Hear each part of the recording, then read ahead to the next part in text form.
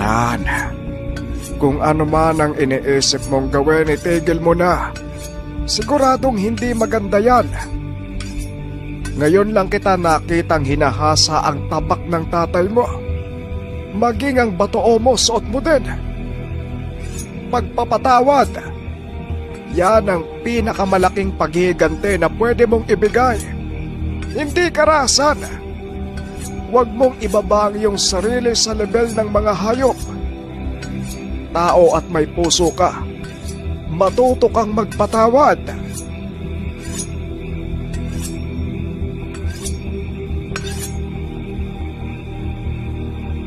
Napapadalas na po ang pananalakay ng mga aswang. Maraming tao nang napeperwisyo. Karamihan sa mga sinasalot nila mga hayop. Pinapatay at kinakain nila. At balita ko pa, meron daw pong buntis na napatay. Siguradong aswang po ang may gawa nun. Hindi lang po ito pag-iigante. Para po sa mga tao ang gagawin ko. Paminsan na po, iba ang sinasabi ng ating utak kumpara sa totoo nating nararamdaman. Mag-iingat ka.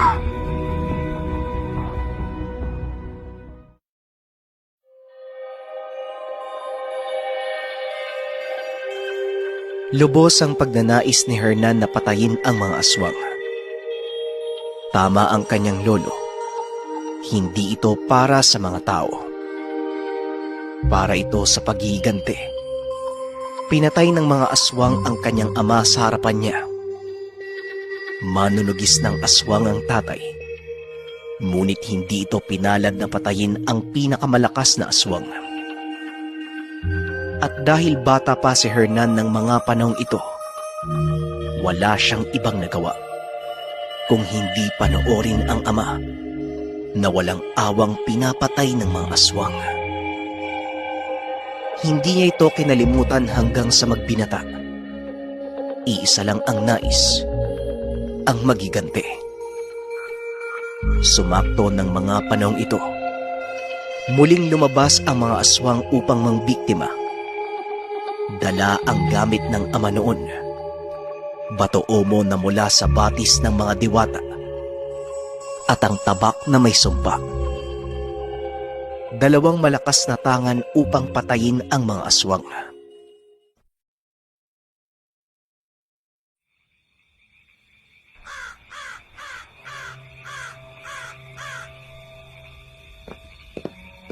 Hoy, Cora! Cora! Pumasok na kayo ng bahay. Totoo ang kumakalat na balita na may aswang. Totoo din yung buntis na pinatay. Dalian nyo. Huwag na tayong magpagabi sa labas. Ano ka mo? Naniniwala ka dun? Kalokohan. Basta makinig ka na lang sa mga sinasabi ko. Sige na! Pumasok na tayo sa loob! Lingid sa kaalaman ng pamilya, kahit anong tago nila, hindi sila makakaligtas sa mga aswang na hayok sa laman ng tao. Si Imelda at si Jose.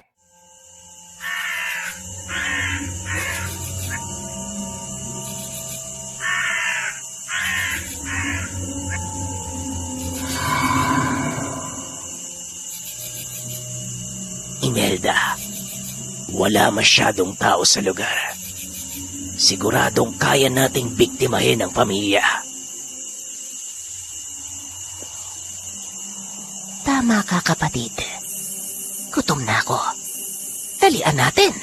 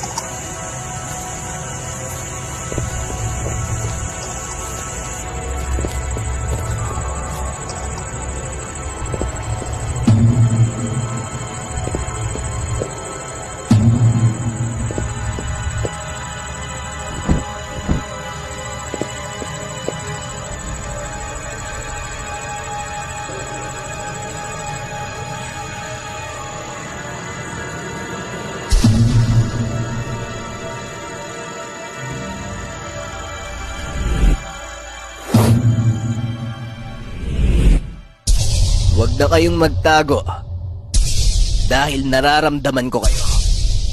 Mga hayok sa laman.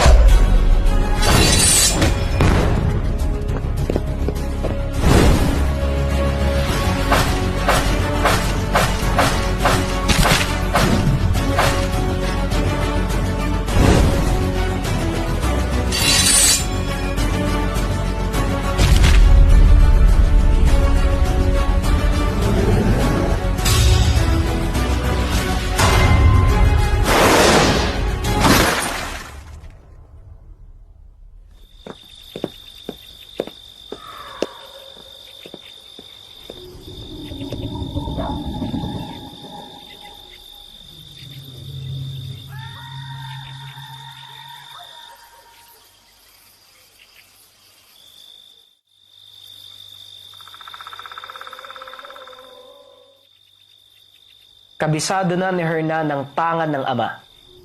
Bagaman nahirapan, napatay niya ang 2 aswang. Nailigtas niya ang buong pamilya.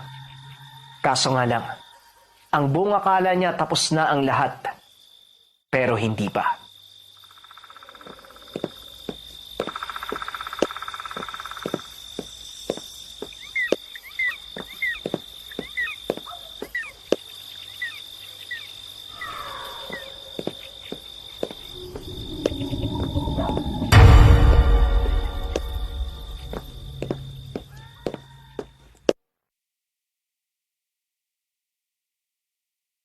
Naaamoy ko sa'yo ang tangan ng mga anak ko.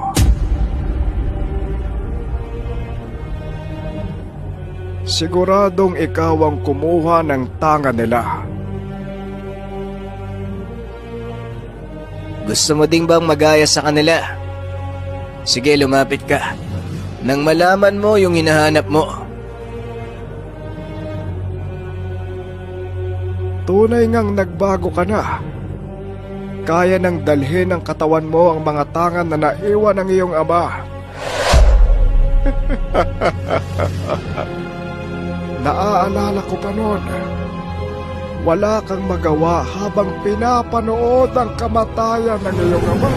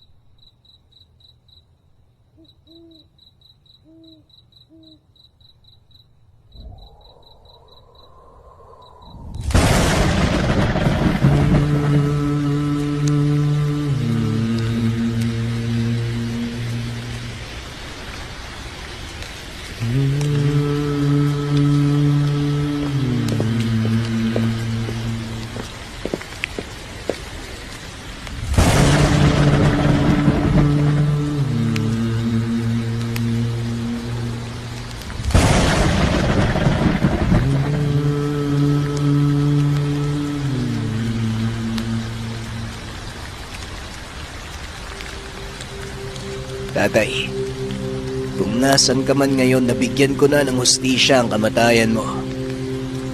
Pagpapatawad ang papairalin ko sa ngayon. Naway magsilbing babala ito sa lahat ng nilalang o elemento. Sa oras na magpatuloy sila sa pananalot sa taong bayan, parang hinukay na rin nila ang sariling libingan.